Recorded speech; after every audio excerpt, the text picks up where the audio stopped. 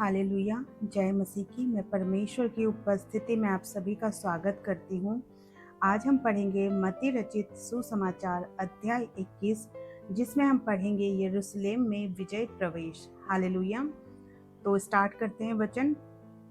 जब वे यरूशलेम से के निकट पहुँचे और जैतून पहाड़ पर बेतफगे के पास आए, तो यीशु ने 2 चेलों को यह कहकर भेजा, सामने के गांव में जाओ। वहां पहुंचते ही एक गदही बंधी हुई और उसके साथ बच्चे तुम्हें मिलेगा।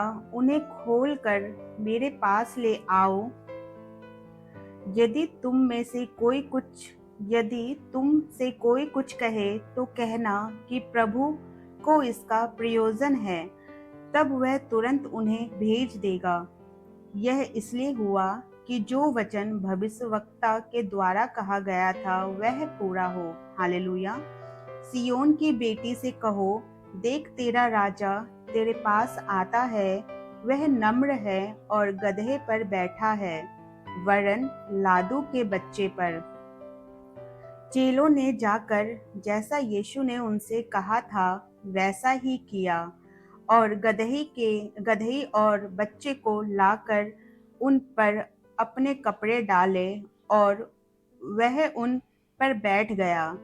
तब बहुत से लोगों ने अपने कपड़े मार्ग में बिछाए, और अन्य लोगों ने पेड़ों से डालियां काटकर मार्ग में बिछाई।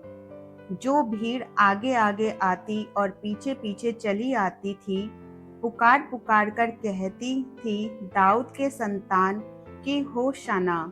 धन्य है वह जो प्रभु के नाम से आता है, आकाश में होशाना।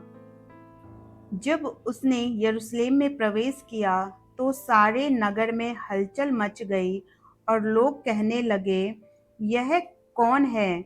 लोगों ने कहा, यह गलील का नासरत का भविष्यवक्ता यीशु है।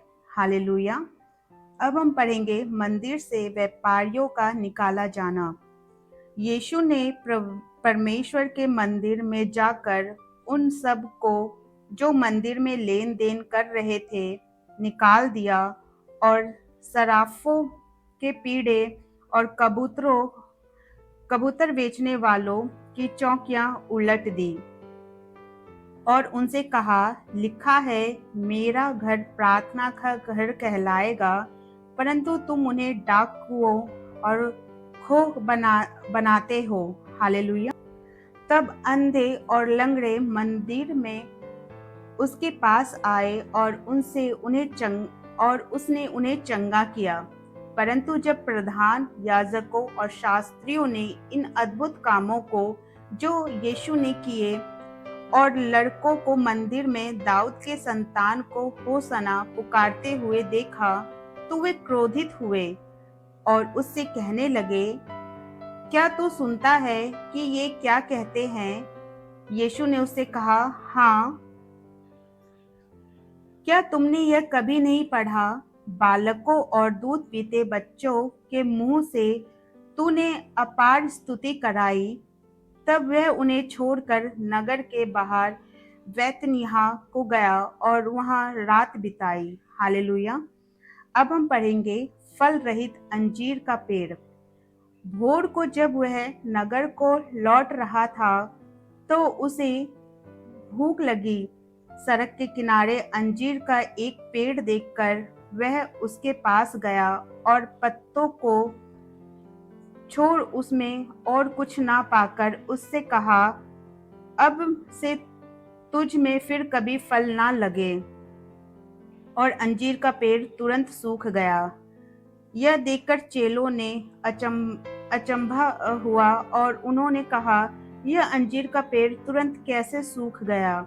यीशु ने उनको उत्तर दिया, मैं तुमसे सच कहता हूँ, यदि तुम विश्वास रखो और संदेह ना करो, तो ना केवल यह कहोगे जो इस अंजीर के पेड़ से किया गया है, परंतु यदि इस पहाड़ से भी कहोगे, उखड़ जा और समुद्र में जा पर, तो यह हो जाएगा। और जो कुछ तुम प्रार्थना में विश्वास से मांगोगे वह सब तुमको मिलेगा। हालेलुया। अब हम पढ़ेंगे यीशु के अधिकार पर प्रश्न। वह मंदिर में जाकर उपदेश कर रहा था तो प्रधान याजकों और लोगों के पुरनियों ने उससे पास आकर पूछा, तू ये काम किसके अधिकार से करता है और तुझे यह अधिकार किसने दिया है? यीशु ने उसको उत्तर दिया, मैं भी तुमसे एक बात पूछता हूँ, यदि वह मुझे बताओगे तो मैं भी तुम्हें बताऊंगा कि ये काम किस अधिकार से करता हूँ। यूहन्ना का बपतिस्मा कहाँ से था, स्वर्ग की ओर से या मनुष्य की ओर से? तब वे आपस में विवाद करने लगे। यदि हम स्वर्ग की ओर से तो वह हमसे कहेगा कि तुमने उसका विश्वास क्यों ना किया, और यदि कहे मनुष्य की ओर से तो हमें भीड़ का डर है, क्योंकि वे सब यूहन्ना को भविष्यवक्ता मानते थे। अतः उन्होंने यीशु को उत्तर दिया, हम नहीं जानते। उसने भी उनसे कहा, तो मैं भी तुम्हें नहीं बताता कि ये काम किस अधिकार से करता हूँ। हालेलुया।